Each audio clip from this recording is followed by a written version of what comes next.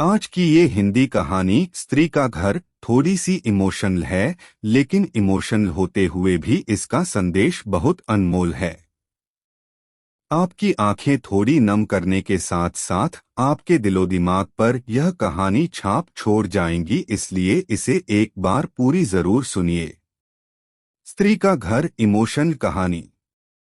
तुम्हें कितनी बार बताया है, मेरे तैयार होने से पहले मेरा नाश्ता तैयार हो जाना चाहिए। शादी के 25 सालों बाद भी मुझे क्यों बार बार एक ही बात बतानी पड़ती है, लता? तुम्हें क्या है, तुम तो आराम से घर पर रहोगी, मुझे काम पर जाना पड़ता है। तुम हो कि हमेशा बेवकूफों जैसी हरकत करती हो। अगर तुम यह जानबूझकर करती हो तो याद रखना, मुझसे बुरा कोई नहीं होगा। आज भी प्रशांत का पारा चढ़ा हुआ था। इन कटु शब्दों में अपना गुस्सा उतारते हुए, गीला तौलिया कुर्सी पर फेंकते हुए प्रशांत गुस्से से लता की तरफ देखने लगा। लता के लिए प्रशांत का यह बेवजह का गुस्सा कोई नई बात नहीं थी। वह महीने में 3-4 बार ऐसे ही लता पर बरस पड़ता था। पहले पहले लता उसका विरोध किया करती थी, लेकिन जब कई सालों तक प्रशांत में कोई बदलाव नहीं दिखा तो लता ने खुद को ही बदल दिया। अब प्रशांत के कुछ भी कहने से लता को कोई फर्क नहीं पड़ता था। प्रशांत की हर बात वो चुपचाप सिर नीचे झुकाए सुन लेते थी। शादी के पहले 5 साल तक लता ने पूरी कोशिश की थी कि प्रशांत को बदला जाए, लेकिन फालतू का गुस्सा करना और बाद में लता को भला बुरा कहना, यह मानो जैसे उसकी आदत बन गई थी।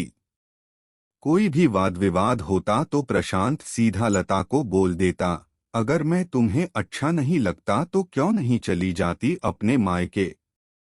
क्यों रहती हो मेरे साथ? इतना सब कुछ होने के बावजूद लता प्रशांत के साथ रहती थी क्योंकि उसे अपनी बेटी की फिक्र थी।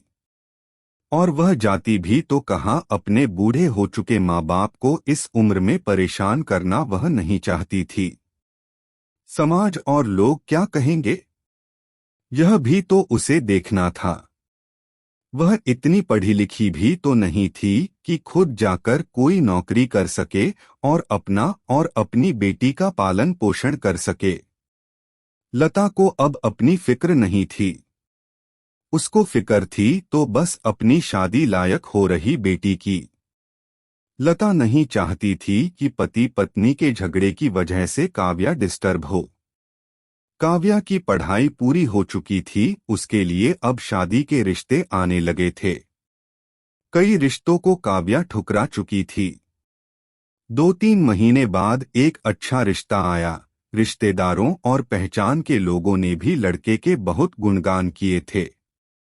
प्रशांत एक शाम अपनी बेटी के पास बैठकर उसे बताने लगा, काव्या बहुत अच्छा लड़का है, पढ़ा लिखा है, बड़ा घर है, बहुत अच्छी नौकरी है।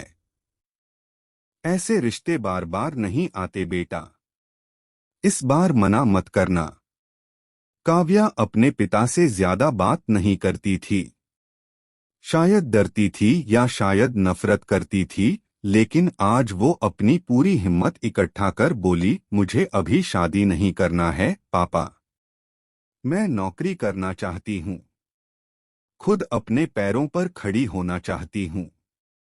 हाँ तो उसमें क्या बड़ी बात है, मैंने लड़के से बात की है, वह तुम्हें किसी बात के लिए नहीं रोकेगा, तुम शादी के बाद भी नौकरी कर सकती हो, वह तुम्हें नौकरी के लिए परमिशन दे देगा। प्रशांत बोला, मेरा नौकरी करना या ना करना उसकी परमिशन पर क्यों डिपेंड रहेगा पापा? काव्या ने पूछा। मैं कह रहा हूं ना, तुम्हें किसी भी चीज की कमी नहीं होगी वहां।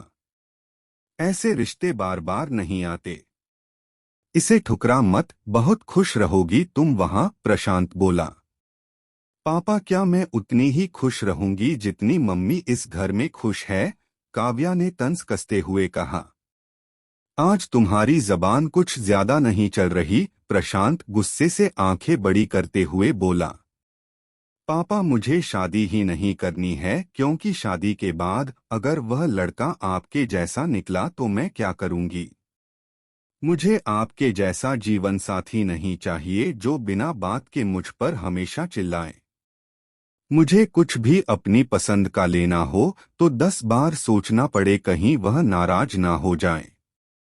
मेरी तबीयत कैसी भी हो उसे परवाह ना हो। रोटी थोड़ी सी मोटी बन जाए तो घर सर पर उठा ले। उसकी चेक बुक ना मिले तो भी मेरा ही दोष निकालें। और हर छोटी मोटी बात पर मुझे मायके जाने के लिए कहे। काव्या ने अपना दिल खाली करते हुए पापा से सब कह दिया। प्रशांत का गुस्सा 7वें आसमान पर था, लेकिन उसके मुंह से एक भी शब्द नहीं फूट रहा था।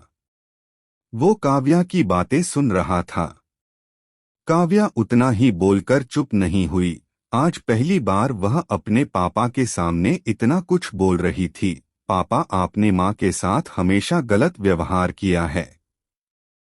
आप अपने ऑफिस का गुस्सा बिना सोचे समझे माँ पर उतार देते हैं, कभी इस बात की परवाह भी नहीं करते कि उन्हें कैसा लगता होगा। आपकी बातें सुन सुन माँ ने अपना स्वाभिमान खो दिया। प्रशांत आज पहली बार अपने किए बर्तावों को महसूस कर पा रहा था। वो इतना ही बोल पाया, जो तुम्हारा मन है वो करो, मैं तो इतना बुरा हूं ना। काव्या ने प्रशांत का हाथ पकड़ा और बोली, पापा, मुझे सिर्फ एक सवाल का जवाब दे दो, क्या आप चाहेंगे कि मेरा पति आपके जैसा हो? अगर आपका जवाब हाँ है तो कर दीजिए मेरा रिश्ता आज ही, और ना है तो मुझे आत्मनिर्भर बनने दीजिए। प्रशांत कुछ भी ना बोल पाया और वहां से चुपचाप बाहर चला गया। आज उसे लता के सामने जाने में शर्म आ रही थी। चलते चलते उसकी आंखों से आंसू बह रहे थे। प्रशांत ने आज से अपने आप को बदलने का निश्चय किया। अगले दिन से लता ने अपने पति में काफी बदलाव देखा। वह सोचने लगी कि जो हिम्मत काव्या ने दिखाई है, वह हिम्मत अगर मैं पहले ही दिखा देती तो शायद आज परिस्थिति कुछ और होती।